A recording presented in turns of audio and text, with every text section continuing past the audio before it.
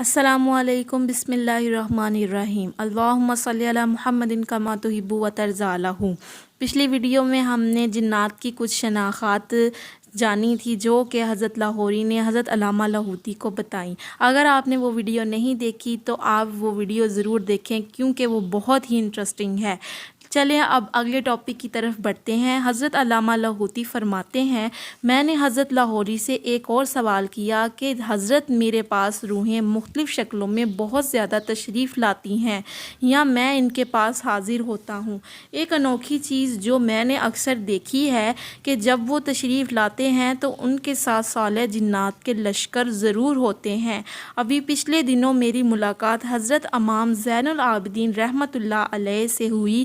ان کی ملاقات سے مجھے بہت زیادہ روحانی اور نورانی فائدہ ہوا۔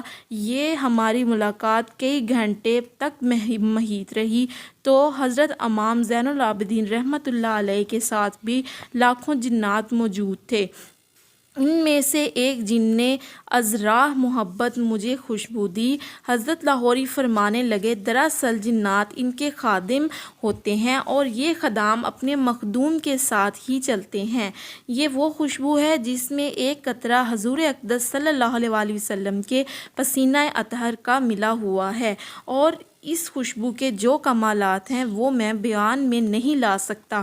اس کو میں نے سنبھال کر رکھا ہوا ہے۔ جب بھی میں وہ خوشبو لگاتا ہوں خوبصورت زیارتیں شروع ہو جاتی ہیں۔ مراقبے سے فارغ ہونے کے بعد میں نے باورچی جن کو اپنا تعارف کرایا اور عبدالسلام کی شادی کا ان کو حوالہ دیا۔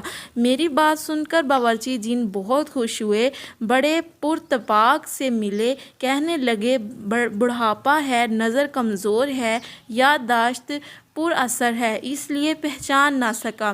میں نے اصرار کیا میری دعوت قبول فرمائیں، گھر چلیں۔ انہوں نے ازراہ شفقت میری دعوت قبول فرمائی، اس شرط پر جو گھر میں موجود ہوگا وہ ہی کھاؤں گا، تکلیف نہیں کریں گے۔ جب میں گھر پہنچا تو میں آیا کہ عبدالسلام صاحبی بابا حاجی صاحب اور ان کی فیملی کو بھی بلا لوں۔ میں نے ان کے دیے ہوئے مخصوص کوڈ سے ان کو عرض کیا۔ فرمانے لگے، اس وقت ہم عمرہ کرنے کے بعد خیبر کے اس قلعہ میں بیٹھے ہیں جو حضرت علی رضی اللہ تعالی عنہ نے فتح کیا تھا۔ ہم تھوڑی دیر میں پہنچ جاتے ہیں۔ ان کی محبت اور شفقت، تھوڑی ہی دیر میں وہ 382 افراد یعنی پورا خاندان میرے گھر پہنچ گیا۔ خوب پرتکلف ان کے مزاج کی دعوت کی۔ جب ہم کھانے سے فارغ ہوئے تو سب ساتھیوں یعنی بوڑھے باورچی جن، عبدالسلام اور دوسرے جنات کے بڑے سردار دیو اور پریوں نے صحابی بابا سے اصرار کیا کہ آپ ہمیں ایسا واقعہ سنائیں جو واقعی انوکھا ہو۔ پہلے تو انہوں نے انکار کیا، پھر جب میں نے عرض کیا اور ان کی خدمت میں درخواست کی تو انہوں نے ایک واقعہ سنایا جو قارئین آپ کی نظر ہے۔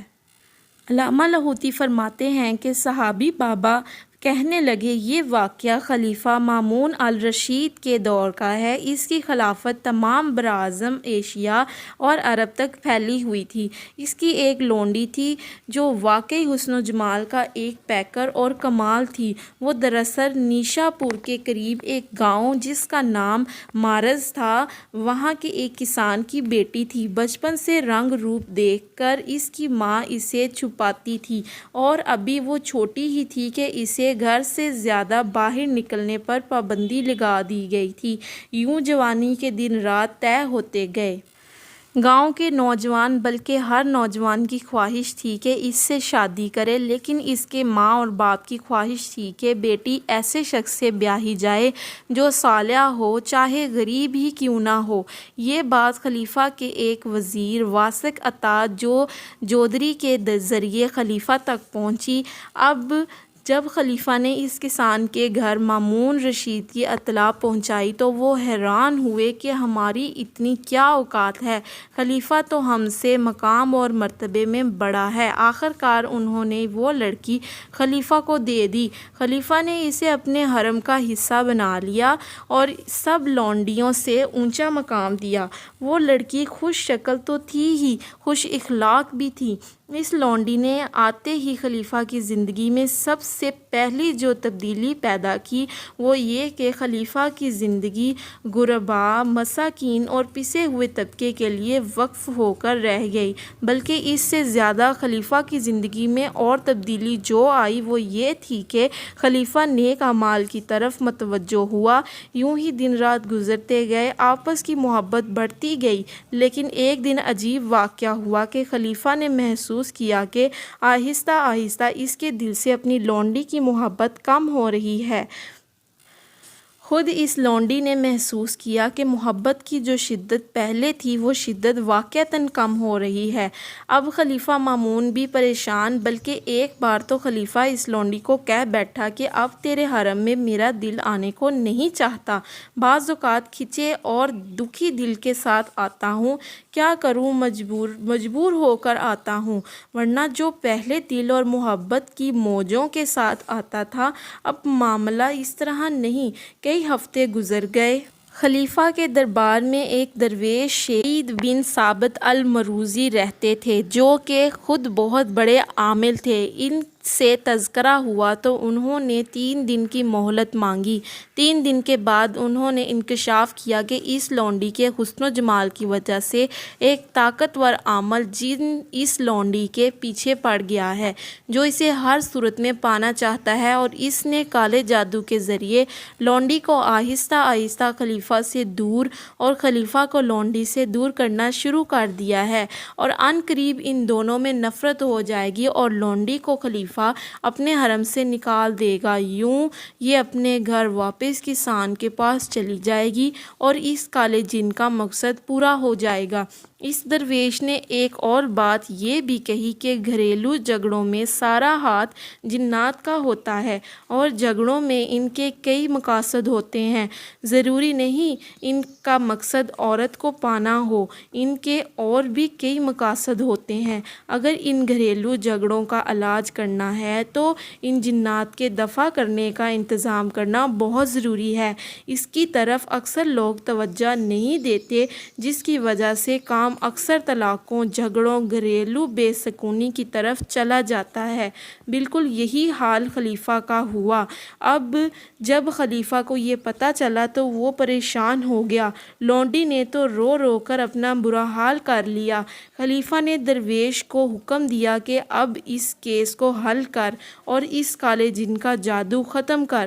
درویش نے کہا کہ اس کالے جادو میں یہ جن اکیلا نہیں، بلکہ اس کے ساتھ معاونت میں جنات کی ایک بڑی جماعت ہے، کہ مستقل حل کے لیے مجھے بھی جنات کی مدد لینا پڑے گی۔ جب تک جنات کی مدد نہ ہوگی ہرگز مسئلہ حل نہ ہو سکے گا۔ اب بادشاہ اور پریشان کہ اس کا کیا حل کیا جائے۔ اس دور میں ایک درویش بصرہ میں رہتے تھے جن کا نام مالک بن عبید تھا، بڑے اللہ والے تھے۔ دن رات سائلین کا ہجوم ان کے پاس رہتا تھا، ہر شخص ان کے پاس سے اپنی مراد پا کر جاتا تھا، بہت متبع سنت اور صاحب شریعت تھے۔ میں اس وقت ان کی محفل اور مجلس میں جایا کرتا تھا۔ خلیفہ کے درویش شیخ سعید بن ثابت ان سے ملنے آئے کہ یہ مسئلہ ہے، آپ کے پاس لاتعداد جنات آتے ہیں، کسی بڑے طاقتور جن کے ذریعے یہ مسئلہ حل کرا دیں۔ چونکہ میں صحابی بابا اس وقت موجود تھا، اس لیے انہوں نے مجھے فرمایا کہ آپ یہ کام کر دیں۔ میں نے تعمیل حکم میں جی کہہ دیا اور کچھ دنوں کا وقت مانگا۔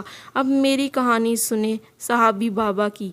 میں نے کس طرح اس کالے جن کا پیچھا کیا اور کس طرح اس جادو کو ختم کیا۔ سب سے پہلے میں نے درویش کو چند اعمال کی تراکیب بتائیں اور پھر اس درویش نے خلیفہ کو یہ تراکیب بتائیں۔ یہ اعمال اور تراکیب اب تک میں نے بے شمار لوگوں کو بتائے اور کیے، جس کو بتایا اسی کو فائدہ ہوا۔